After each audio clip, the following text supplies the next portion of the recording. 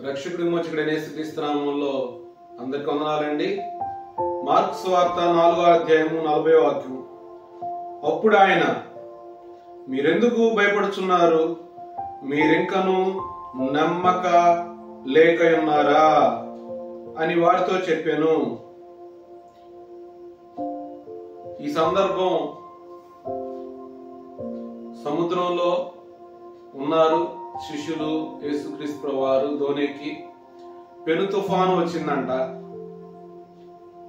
అప్పుడు, అయ్యా మేము నశించిపోతున్నాము, మా గురించి నీకు చింత లేదా అన్నప్పుడు ఆయన గాలిని గద్దించెను అని రాయబడి ఉంది.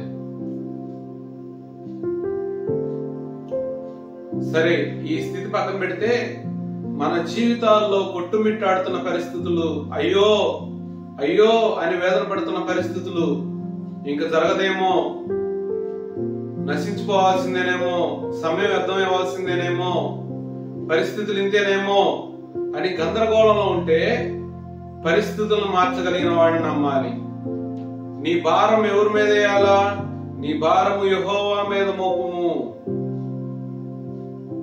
మన మీద వేసుకొని ఇది జరగదేమో, ఇంకింతేనేమో మిక్కిలి భయపడుతున్నాం.